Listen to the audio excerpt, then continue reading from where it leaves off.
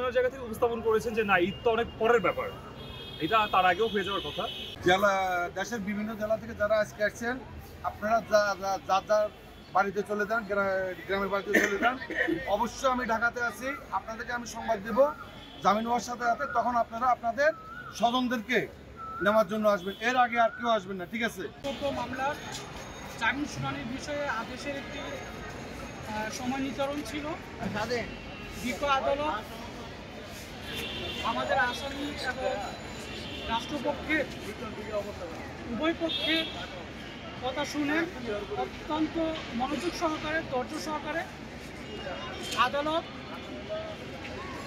আমাদেরকে যত দ্রুত সম্ভব এই জামিন শুনানিগুলো নিষ্পত্তি করবেন।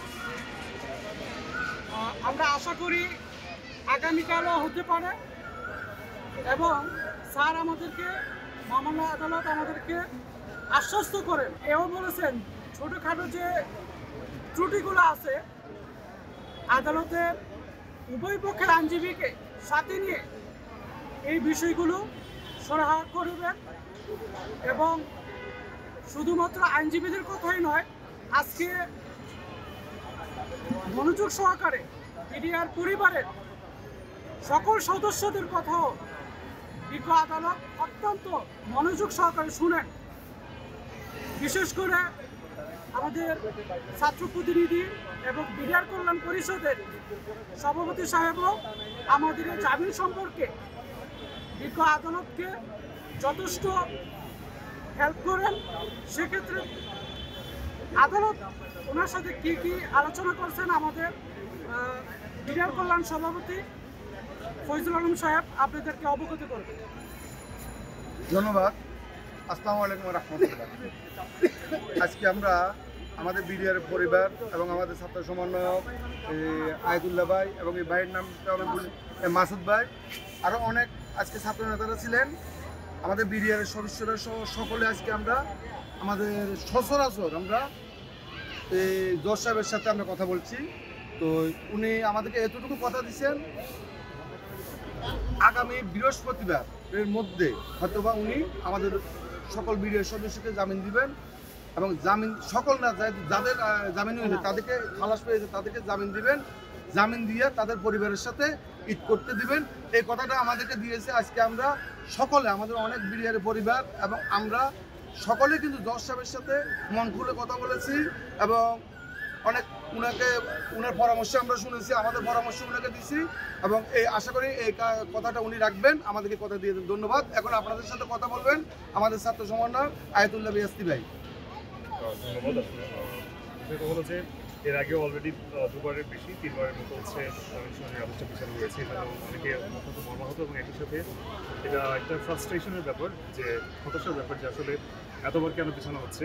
5ই আগস্টের পরে নতুন বাংলাদেশ 2.0 যেটার কথা আমরা বলছি, এই সময় এসেও এখন এই ধরনের নির্দেশনার কারণটা কি, বা জাজের পক্ষ থেকে আসলে আমরা এর আগেও বিভিন্ন ধরনের কথাবার্তা শুনেছি যে বিজেপির দিকে বলি বা যেদিক থেকেই বলি অনেক ধরনের প্রেশার আসছে, কিন্তু আজকে জাজের সাথে এই বিষয়ে আমরা ওপেনলি আলোচনা করেছি, কথা বলেছি।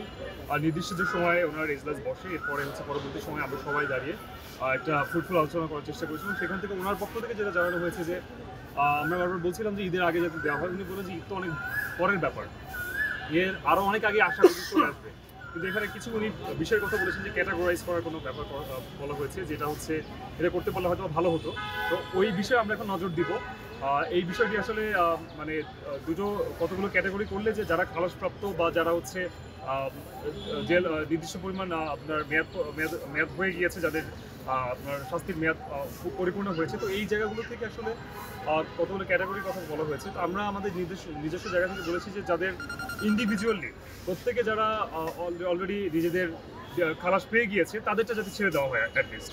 তো এই জায়গা থেকে আমাদের গত লাস্ট 100 জনের বেশি বা 239 জন যেই অ্যামাউন্টেই থাকুক বা যেই সংখ্যাটাই বলা হোক, আমাদের উদ্দেশ্য ছিল একটাই, যে আজকের মধ্যে জামিন শুনানির আদেশটা আসুক।